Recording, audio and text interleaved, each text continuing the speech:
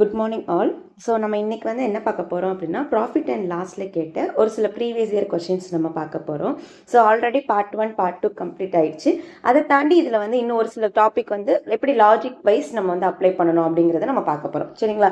So இப்போ இங்கே பாருங்களேன், ஒரு கடைக்காரர் தனது லாபத்தில் 5இல் ஒரு பங்கை தன் மேலாளருக்கு கொடுக்கிறார். மேலாளர் தனக்கு கிடைத்ததில் 3இல் ஒரு பங்கை தன் உதவியாளருக்கு கொடுக்கிறார். ஓகே, உதவியாளர் பெற்ற தொகையில் பாதி 100 எனில் கடைக்காரரின் லாபம் என்ன? இதுதான் கொஸ்டின். ஸோ இப்போ இதை நம்ம எப்படி அப்ரோச் பண்ணலாம் அப்படின்னா, நம்மளாம் அசம்ஷன் எடுத்துக்கணும். இப்போ ஒரு எக்ஸாம்பிளுக்கு எனக்கு வந்து 100% ப்ராஃபிட்னு வச்சுக்கோங்க. ஓகே, இது 100ன்னு எடுத்துக்கிறத தாண்டி நம்ம என்னென்னு எடுத்துக்கலாம் அப்படின்னா 90ன்னு எடுத்துக்கலாம். நான் ஏன் 90ன்னு சொல்கிறேன்னா அதுக்கு ஒரு ரீசன் இருக்குது. 3இல் ஒரு பங்கு அப்படிங்கிறப்போ அது 3ஆல் வகுப்படக்கூடிய எண்ணாக இருந்தால் நமக்கு வந்து சிம்பிளிஃபிகேஷன் ஈஸியாக இருக்கும். சரிங்களா? யூஸ்வலாக நம்ம 100ன்னு எடுப்போம், பட் இந்த இடத்துல நான் 90ன்னு எடுத்திருக்கேன். ஓகே, இந்த 90ல் 5இல் ஒரு பங்கை தன் மேலாளருக்கு கொடுக்கிறார். அப்போ 5இல் ஒரு பங்கு இன்ட்டு 90ன்னு போடுவேன். அப்படி போட்டால் ஆன்சர் என்ன வரும்? ஓரஞ்சு 5, ஓரஞ்சு 5, 8 5 40. அப்போது தன்னுடைய 90 பங்கு லாபம் இருக்குல்ல, அந்த 90 பங்கு லாபத்தில் 18 பங்கு லாபத்தை மேலாளருக்கு கொடுத்துட்டார். ஓகேவா? மேலாளர் என்ன பண்றாரு? அந்த 18 பங்கு லாபம் தனக்கு கிடைச்சதுல 3இல் ஒரு பங்கை வந்து தன்னுடைய உதவியாளருக்கு கொடுக்குறாரு. அப்ப என்னுடைய மொத்த பங்கு 18. அப்ப அதுல 3ல் ஒரு பங்குங்கிறப்ப நான் என்ன பண்ணுவேன்? அதை சிம்பிளிஃபை பண்ணி கண்டுபிடிப்பேன் 6. சரிங்களா? உதவியாளர் பெற்ற தொகையில் பாதி 100. அப்ப உதவியாளர் பெற்ற பங்கு 6 பங்கு. அப்ப 6 பங்குல பாதி அப்படின்னு என்ன அர்த்தம்? 3 பங்கு. அந்த 3 பங்கு தான் 100.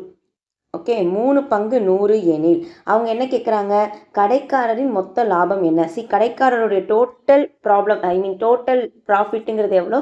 90. கரெக்டா? அப்போ 3 பங்கு 100 ரூபா அப்படின்னா 90 பங்கு எவ்வளோ? அப்போ என்ன பண்ணுவேன்? ஒரு 3 3 3 9 ஒரு 0. ஸோ கிராஸ் மல்டிப்ளை பண்ண ஆன்சர் என்னது? 3000. கிளியரா?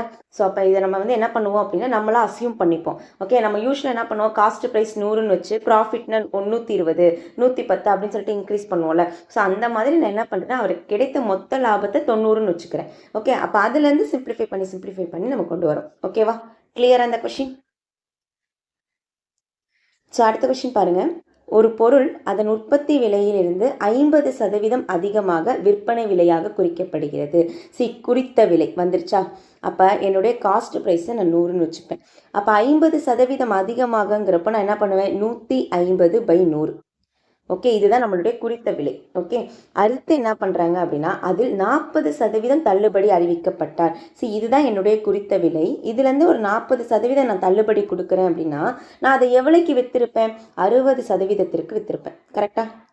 ஒரு பொருளுக்கு நான் 40% தள்ளுபடி கொடுக்குறேன்னா அதோடைய விற்ற விலைங்கிறது என்னவா இருக்கும்? 60ஆக இருக்கும். இப்போ இதை சிம்பிளிஃபை பண்ணுங்கள். ஒரு 0க்கு ஒரு 0 கேன்சல், ஒரு 0க்கு ஒரு 0 கேன்சல், 00க்கு 00 கேன்சல். அப்போ மீதி என்ன இருக்குது? 90. ஸோ இது என்னுடைய காஸ்ட் ப்ரைஸ், இது என்னுடைய செல்லிங் ப்ரைஸ். ஒரு பொருளை நான் 100 ரூபாய்க்கு வாங்கி 90 ரூபாய்க்கு விற்றுருக்கேன். அப்போ எனக்கு எத்தனை percentage loss? 10% loss. Okay, clear? Okay, so இங்கே என்ன கொடுத்துருக்காங்க? ஒரு பொருளின் அடக்க விலை. அப்போ அடக்க விலை எனக்கு தெரியாது, அப்போ எக்ஸ்ன்னு வச்சுக்கிறேன். அடக்க விலையை விட 20% அதிகம். அப்போ குறித்த விலைங்கிறது 120/100. அதுக்கு 10% தள்ளுபடி தராங்க. இப்போ 10% தள்ளுபடி தந்தால் விற்ற விலை என்னவா இருந்திருக்கும்? 90% இருந்திருக்கும். சரிங்களா? அப்போ இதோடைய மதிப்பு தான் என்னன்னு கொடுத்துருக்காங்க? 518.4. அப்போ நம்ம என்ன பண்ணுறோம்னா, இதை சிம்பிளிஃபை பண்ணும்போது எனக்கு 0க்கு 0 கேன்சல் ஆகிடும், 0க்கு 0 கேன்சல் ஆகிடும். அப்போ எக்ஸ் இஸ் ஈக்குவல் டு, அதாவது அடக்க விலை ஈக்குவல் டு 518.4 × 100. ஓகே, 100 அந்த பக்கம் போகும்போது மேலே போயிடும். அதே மாதிரி 12 × 9ன்னு ஆன்சர் என்னது? 108. இப்போ இதை நம்ம சிம்பிளிஃபை பண்ணோன்னா 518.4 இருக்கா? அப்போ அதை நம்ம 00 கேன்சல் மல்டிப்ளை பண்ணும்போது இந்த 2 0 வரும். நான் ஒரே ஒரு ஸ்தானத்தாலே என்ன பண்ணிக்கிறேன்? புள்ளி வச்சுப்பேன். அப்போ புள்ளியை வச்சோம் அப்படின்னா அந்த 0 கேன்சல் ஆயிரும். மீதி என்னது? 108. இதை அடித்து போட்டால் ஆன்சர் என்ன வரும்? 480. ஓகே, அப்போ அடக்க விலைங்கிறது என்னவா இருக்கும்? 480 இருக்கும். சரிங்களா? அப்போ 108 × 48ங்கிறத மதிப்பு 5184. தென் ஒரு 0வை நம்ம ஆட் பண்ணிக்கிறோம். ஓகேவா? இந்த கொஸ்டின் கிளியரா? அடுத்த கொஸ்டின் பாருங்க. ஒரு வணிகர் 20% நட்டத்தில் ஒரு பொருளை விற்றார். அவரது விற்பனை விலை 100 எனில் அவரது விற்பனை விலை 100 ரூபாய் அதிகரித்திருந்தால் 5% லாபம் திரும்பிருக்கும். ஓகே, எனில் பொருளின் அடக்க விலை என்ன? இந்த கொஸ்டின் வந்து நம்ம ஆல்ரெடி டிஸ்கஸ் பண்ண ஒரு டாபிக் ரிலேட்டடாக தான் இருக்குது. சரி, நல்லா கவனிங்க. நான் ஒரு பொருளை 20% நட்டத்தில் விற்கிறேன். ஓகே 20% நட்டம். அதை நான் வந்து ஒருவேளை 100 ரூபாய் இன்க்ரீஸ் பண்ணேன்னா எனக்கு என்ன ஆகுது, ஒரு 5% ப்ராஃபிட் கிடைக்குது. கரெக்டா? அப்போ நெகட்டிவ்ல இருந்து நம்ம என்ன பண்றோம், பாசிட்டிவ்க்கு போறோம் அப்படின்னா அது ரெண்டுக்கும் இடைப்பட்ட இடைவெளிங்கிறது 25. கரெக்டா? ஆமா தானே? நான் முதல்ல 20% நட்டத்திலேருந்து நார்மலாக லாபமும் இல்லை நட்டமும் இல்லைங்கிற ஒரு பொசிஷனுக்கு வரணும். சரிங்களா? அதுக்கப்புறம் தான் என்னால் என்ன பண்ண முடியும், 5% வந்து லாபம்ங்கிற மாதிரி போக முடியும். அப்போ 20% நட்டத்திலிருந்து 5% லாபம் அப்படின்னா பர்சன்டேஜ் வைஸ் பேசும்போது அது ரெண்டையும் சம் அப் பண்ணணும். அப்போ ஆன்சர் என்னது, 25%. அந்த 25% தான் 100 ரூபாய். நான் 100 ரூபாய் அதிகரிச்சிருந்தா தானே எனக்கு 5 ரூபாய் வந்து லாபம் கிடைச்சிருக்கும். அப்போ அந்த 25%ங்கிறது தான் 100. அப்போ அவங்க என்ன கேட்குறாங்க, நம்மளுடைய what was the cost price of the article. அப்போ 100% என்ன, இதை சிம்பிளிஃபை பண்ண ஆன்சர் 25 25 4 25 100. இதை ரெண்டையும் மல்டிப்ளை பண்ணோம், ஆன்சர் என்னது 400. இது புரியுதா? நட்டத்திலேருந்து நான் லாபத்துக்கு போகிறேங்கிறப்போ நமக்கு வந்து கேப் வந்து என்ன பண்ணணும், ரெண்டையும் ஆட் பண்ணணும். ஓகே, நம்ம பர்சன்டேஜ் பார்க்கும்போதே ஒரு மார்க் ரிலேட்டடாக இந்த மாதிரி கொஸ்டின்ஸ் நம்ம பார்த்துருக்கோம். சரியா? ஓகே. ஸோ குறித்த விலையிலிருந்து 20% தள்ளுபடியும் இந்த புது விலையிலிருந்து மேலும் 5% தள்ளுபடியும் கொடுக்கப்பட்டால் மொத்தத்தில் தள்ளுபடி எவ்வளோ? இந்த மாதிரி வந்து என்ன பண்ணுவாங்க அப்படின்னா நமக்கு கான்சிக்யூட்டிவாக வந்து டிஸ்கவுண்ட் கொடுத்துக்கிட்டே இருப்பாங்க. ஓகேங்களா? சக்ஸசிவ் டிஸ்கவுண்ட் அப்படிங்கிற மாதிரி சொல்லுவாங்க.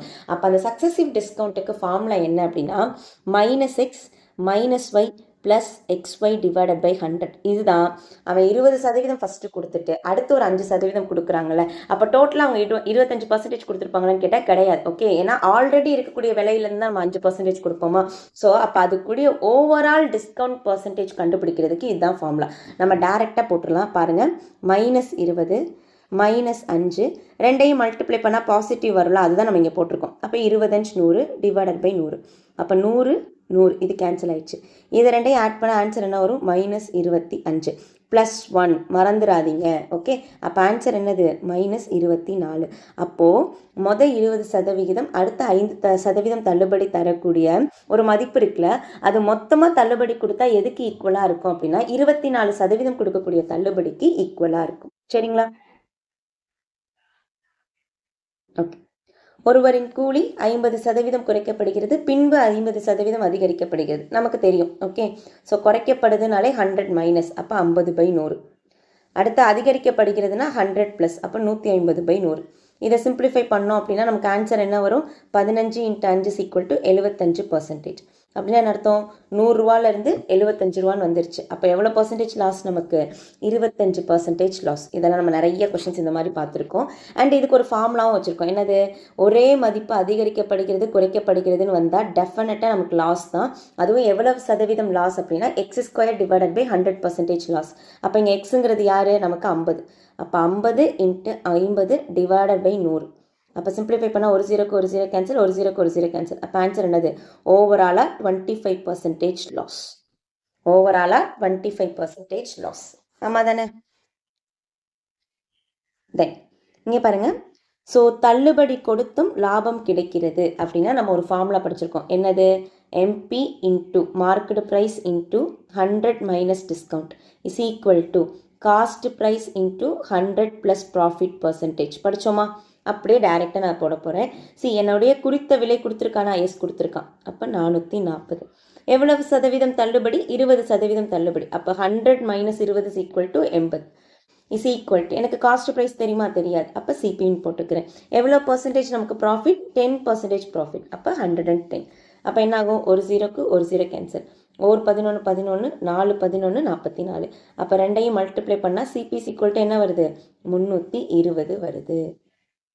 ஓகே, ஸோ குறித்த விலையின் 80% என்பது வாங்கிய விலையின் 110%க்கு சமம். இதுதான் அதோட ஆக்சுவல் மீனிங். சரியா? ஓகே, ஸோ தள்ளுபடி 20% தரப்படும் போது ஒரு பொருளின் விற்ற விலை 24. அப்போ அதே பொருளுக்கு 30% தள்ளுபடி கொடுத்திருந்தால் விற்பனை விலை என்னவாக இருக்கும்? இது அவ்வளோ பெரிய கொஸ்டின் இல்லை. நல்லா கவனிங்க, நான் தள்ளுபடி 20% கொடுத்தேன்னா விற்ற விலைங்கிறது 80%. ஆமாம் தானே? அப்போ அந்த 80% தான் நமக்கு என்னென்னு கொடுத்துருக்கான், 24.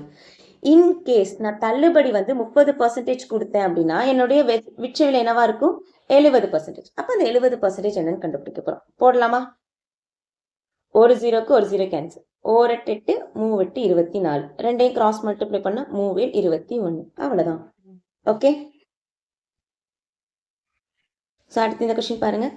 ஒரு புதிய கடிகாரத்தின் விற்பனை விலை அதன் உண்மை விலையை விட 15% அதிகம். மேலும் அதன் தேவையை பொறுத்து 10% அதிக விலையேற்றம் செய்யப்பட்டால் அந்த கடிகாரத்தை விற்கும் போது கிடைக்கும் மொத்த லாபம் எத்தனை சதவீதம்? நமக்கு தெரிஞ்ச நார்மல் ஃபார்முலால போட்டுக்கலாம். நான் என்னுடைய வாங்கிய விலையை 100ன்னு வச்சுக்கிறேன். அதோட 15% அதிகம். அப்போ 115/100. அகைன் நான் என்ன பண்றேன், ஒரு 10% அதிகரிக்கிறேன். அப்போ 110/100. இப்போ இதை சிம்பிளிஃபை பண்ணுங்க. ஒரு ஜீரோக்கு ஒரு ஜீரோ கேன்சல், ஒரு ஜீரோக்கு ஒரு ஜீரோ கேன்சல், அகைன் இங்கே ஒரு ஜீரோக்கு இங்கே ஒரு ஜீரோ கேன்சல். கரெக்டா? அப்போ 115 × 11. ஸோ 115 × 11 போட்டால் நமக்கு என்ன வரும்? இந்த அமௌண்ட் வரும். 1265 டிவைடட் பை ஒரு 10 இருக்கு. அப்போ என்ன பண்ணுவேன், ஒரு ஸ்தானம் தள்ளி புள்ளி வைப்பேன். அப்போ 126.5. நல்லா கவனிங்க, நான் 100 ரூபாய்க்கு வாங்கின பொருளை 126.5க்கு வித்திருக்கேன்னா எனக்கு எவ்வளோ சதவீதம் ப்ராஃபிட் இருந்திருக்கும்? 26.5% ப்ராஃபிட். ஆமா தானே? ஓகேவா?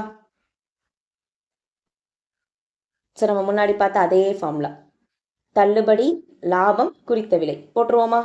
குறித்த விலை இன்டு தள்ளுபடி is equal to CP into லாபம். ஒரு ஜீரோ ஒரு ஜீரோ, ஒரு 11 ஈர் 11, ரெண்டையும் மல்டிப்ளை பண்ணால் சிபி ஈக்குவல் டு என்ன வருது? 1600. ஓகே. ஸோ சேம் பர்சன்டேஜ் லாபம், சேம் பர்சன்டேஜ் நட்டம். நம்ம டைரெக்டாக ஃபார்முலாவில் போட்டுருவோமா?